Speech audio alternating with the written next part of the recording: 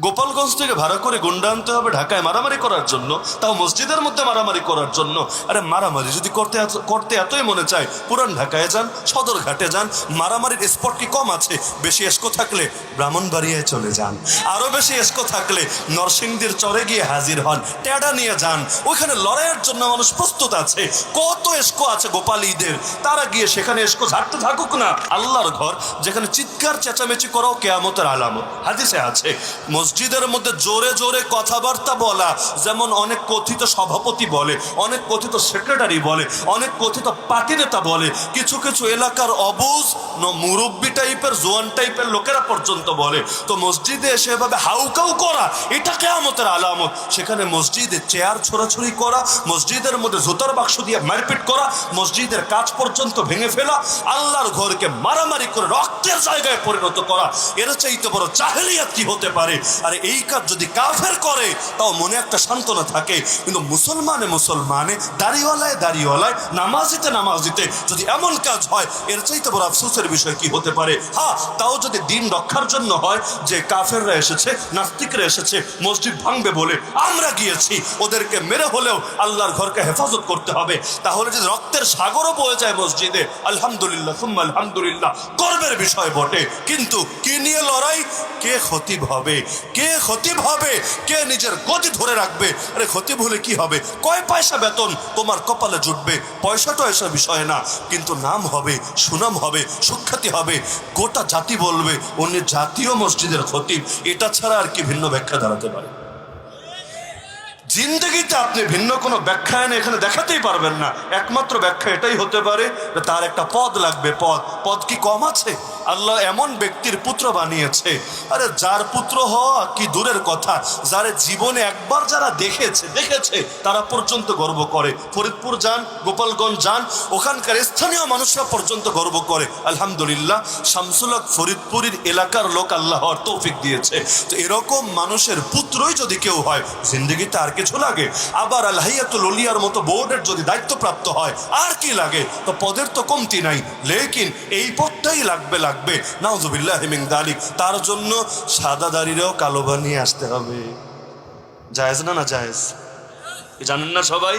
দাড়িতে লাল মেহেন্দি লাগাতে পারবেন, এটা সুন্নাত, কিন্তু সাদারে কালা বানাবেন কি লেগা?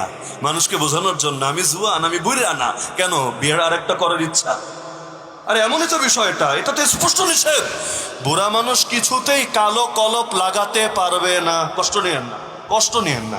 এতে যদি বুড়া বয়সে কচি একটা বিয়া করেন তাও পারবেন না। হারাম তো হারামি, নাজায়েজ তো নাজায়েজই। তো সেখানে সাধারণ মানুষ করলেই জায়েজ না, হুজুর মানুষ করলে তো জায়েজ। কে জায়েজ না জায়েজ? জায়েজ না জায়েজ? নিঃসন্দেহে না জায়েজ।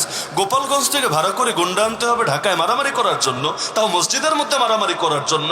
আরে মারামারি যদি করতে এতই মনে চায়, পুরান ঢাকায় যান, সদরঘাটে যান, মারামারির স্পট কি কম আছে? বেশি এসকো থাকলে ব্রাহ্মণবাড়িয়ায় চলে যান, আরো বেশি এসকো থাকলে নরসিংদীর চরে গিয়ে হাজির হন, টেডা নিয়ে যান, ওইখানে লড়াইয়ের জন্য মানুষ প্রস্তুত আছে। কত এসকো আছে গোপালীদের, তারা গিয়ে সেখানে এসকো ঝাড়তে থাকুক না। গোপালী বলে না, দুষ্টুমি করে আর কি, গোপালী আন্দোলন পর্যন্ত করে, নেত্রীকে ফেরত চাই, রামদা নিয়ে বের হয়ে গিয়েছে, আর্মির গাড়িতে পর্যন্ত আগুন ধরিয়ে দিয়েছে। নেত্রীকে ফিরিয়ে আনতে হবে যে কোনো মূল্যে বাংলার মাটিতে। আমাদের মধুপুরের পীর সাহেব হুজুর, আল্লাহ হুজুরকে নেখায়াত দান করুন, হুজুর বাইতুল মোকাররমের সামনে বয়ানের মধ্যে স্পষ্ট বলেছেন, হারে গোপালীরা আমরাও চাই, তোদের দাবির সাথে একমত আছি, কোন রকম দেখ আন্দোলন করে নেত্রীরা আবার ফিরিয়ে আনতে পারিস নাকি? কারণ নেত্রী যদি চট করে খালি ঢুকে পড়ে, আমাদের ভেতরে ফট করে জ্বলে উঠবে ইনশাআল্লাহ। তাহলে এই যে মারামারিটা হলো, বিশাল একটা ট্র্যাজেডি হলো, শুধু আজই নতুন হয়েছে এমন না, ভুল ভাই সবার দ্বারা হতে পারে, আমারও পারে, আপনারও পারে, কিন্তু কারো গোটা জীবনটাই যদি ভুলে কাটে, এর চাইতে আফসোসের বিষয় কি হয়? আমি মনে করি বাংলাদেশ যতদিন থাকবে, আমাদের কওমি আলেমদের জন্য একটা লজ্জার বিষয় হয়ে থাকবে যে শুকরানা মাহফিলের স্টেজে এই ভদ্রলোকই শেখ হাসিনাকে কওমি জননী বলে ঘোষণা দিয়েছে। কওমি জননী বুঝেন? কওমি জননী হলো উম্মুল মাদারিসিল কওমিয়া, দারুল উলুম দেওবন্দ। জননী মানে আম্মা, আম্মা মূল। তাহলে যত কওমি মাদ্রাসা আছে সব মাদ্রাসার উম্মুন বা মাদার বা মূল কেন্দ্র কোনটা? দারুল উলুম দেওবন্দ। এজন্য যে কোনো আলেমকে জিজ্ঞাসা করেন উম্মুল মাদারিসিল কওমিয়া, কওমি জননী কোনটা, তারা বলবে দুনিয়ার বিবেচনায় দেখলে দারুল উলুম দেওবন্দ, বাংলাদেশের বিবেচনায় দেখলে আল জামিয়াতুল আহলিয়া, দারুল উলুম মঈনুল ইসলাম, হাটহাজারী মাদ্রাসা, এগুলো কওমি জননী। তো এতদিন চিনতাম কওমি জননী তো একটা বিল্ডিং, একটা প্রতিষ্ঠান, একটা মাদ্রাসা, সেখানে আস্ত একটা মহিলারে বানিয়ে দিল কওমি জননী। আরে এক মানুষ কয় জিনিসের জননী হবে রে ভাই? তিনি নাস্তিকদেরও জননী হবেন, শাহবাগীদেরও জননী হবেন, চোরদেরও জননী হবেন, দালালদেরও জননী হবেন, জালেমদেরও জননী হবেন, সবার জননী হবেন, আবার কওমিদেরও জননী হবেন। আবার আব্বা নাকি তার যে পিতা সে হলো আব্বা, তাহলে পিতার কন্যা যে হয় সে হয় আম্মা। এটা তো আমার যুক্তিতে আসলে বুঝে টুঝে ধরে। আব্বার মেয়ে আবার আম্মা হয় কিভাবে রে ভাই? এটা কোন দেশের বিজ্ঞান আপনাদের মাথায় ধরে? আরে বলে না, আব্বার বউ না আম্মা হতে পারে, বঙ্গমাতা। হ্যাঁ ঠিক আছে, যুক্তিতে ধরে, আব্বার বউ আম্মা হতে পারে, স্বাভাবিক যুক্তি। আব্বার মাইয়া আবার আম্মা হয় কেমনে? এই কথাটাই তো একটা বেয়াদবি মার্কা কথা। এই কথার মধ্যেই তো আবার ভিন্ন ইঙ্গিত টিঙ্গিত পাওয়া যায়। নাউযুবিল্লাহি মিন যালিক, আফসোসের বিষয়। তাহলে কওমি জননী বলা হয়েছে, যদিও এটা ব্যক্তির কথা, ব্যক্তির দায় সকলে নেবে না। আফসোসের বিষয়, এটা অবশ্যই আফসোসের বিষয় যে সেদিন কারো হিম্মত হলো না মুখের সামনে কথাটার প্রতিবাদ করা। দরকার ছিল যত বড় ব্যক্তি হোক, কিন্তু হকের চাইতে কেউ বড় না, দ্বীনের চাইতে কেউ বড় না। আমার সারা জীবন কষ্ট থাকবে দুইটা জিনিস নিয়ে। ওই মঞ্চে বলা হয়েছিল শাপলা চত্বরে কেউ মরে নাই, শাপলা চত্বরে মরে নাই, শাপলা চত্বরে মরে নাই। যদি ওরা বলতেই চায় মরে নাই, আমি মনে করি ওদের সব কয়টারে মেরে কবরস্থ যেদিন করা হবে সেদিনও জাতি বলবে না কিছুই হয় নাই, সব স্বাভাবিকই আছে। হ্যাঁ, রং মেয়ে একটু মাটির নিচে শুয়ে পড়েছে। সমান সমান সমান সমান, পেলে সবাই পাবে, না পেলে কেউ পাবে না। শাপলা চত্বরে যদি কেউ না মরে থাকে, তোরাও কেউ মরিস নাই, তোরাও সবাই স্বাভাবিক আছিস। একেবারে কালামানিক থেকে শুরু করে দরবেশ সব স্বাভাবিক আছে, কারো জিনিসপাতিও ফাটে নাই, কাউরে ধৈরা জেলখানাও ঢুকানো হয় নাই, সবাই সুস্থ স্বাভাবিক বহাল তবিয়াতে আছে। এই কথারও প্রতিবাদ হয় নাই, কওমে জননীর প্রতিবাদ হয় নাই। কওমে জননী দাবি করার পরে তারপর নির্বাচনের জন্য মনোনয়নেরও চেষ্টা করেছে, এমপি হবে এমপি, কিন্তু নজর ভালো পড়ে নাই, এমপি দিতে রাজি হয় নাই।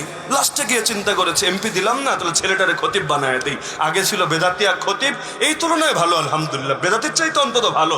দালালি করুক আর চাটাচাটি করুক আর যাই করুক, অন্তত মানুষের ইমান আমল তো হুমকির মুখে ফেলবে না, আলহামদুলিল্লাহ বলেছে সকলে, চিন্তা করেছে। মন্দের ভালো তো বটে, লেকিন আজকে যা হয়েছে আমি মনে করি জীবনে সারা জীবন বসে যা কামিয়েছে আজকের একদিনের ঘটনায় সব বরবাদ করে দিয়েছে। তাহলে এগুলো তো গোটা জাতির জন্য কলঙ্ক বটে। যদিও বারবার বলছি, ব্যক্তির দায় সকলের উপরে কখনোই দেওয়া উচিত না। কেউ যদি আমাদেরকে বলে তোমরা কওমিরা কওমে জননী বলেছ, আমরা মুখের উপর প্রতিবাদ করি, আরে পাগল, যেদিনের আন্দোলন যেদিনের অনুষ্ঠান সেদিনে তো আমাদের বড়রা প্রতিবাদ করেছে। ওই অনুষ্ঠানে আল্লামা বাবুনগরী উপস্থিত ছিল না, প্রকাশ্যে প্রত্যাখ্যান করেছে। আল্লামা মামুনুল হক উপস্থিত ছিল না, প্রকাশ্যে তারা ঘৃণা ভরে প্রত্যাখ্যান করেছে। কত নাম বলবো আপনাকে, হাতে গোনা 2-4 জন বাদ দিলে কেউই ছিল না, তেমন কেউই ছিল না। কিসের জন্য ছিল না? ভালো কিছু হলে তো আগে আগে থাকার কথা, সবার সামনে থাকার কথা। আল্লামা বাবুনগরী হেফাজতের মহাসচিব বাদ দিয়ে আবার অনুষ্ঠান হয় কিভাবে? যেখানে সুস্থ আছে, জিন্দা আছে, তার মানে সেটা সকলের ছিল না। তো ব্যক্তির দায় সকলের দেওয়া উচিত না, কিন্তু এই যে বারবার বারবার বারবার এরকম কলঙ্ক আসে, কিসের জন্য? পয়সার লোভে না, নারীর লোভেও না, বরঞ্চ হব্বে যা, খ্যাতির লোভে, পদের লোভে, পদবীর লোভে। খ্যাতির লোভ এমন জিনিস, এর জন্য মানুষ চাটতে চাটতে জিহ্বাও ছুলে ফেলতে পারে। খ্যাতির লোভ থেকে বাঁচা লাগবে নাকি লাগবে না? আরে লাগবে নাকি লাগবে না? খ্যাতির লোভ থেকে যদি বাঁচতে না পারেন, যেই লাইনে কাজ করবেন ওই লাইনে বরবাদ হবেন। পৃথিবীর অধিকাংশ মানুষ এই রোগে আক্রান্ত।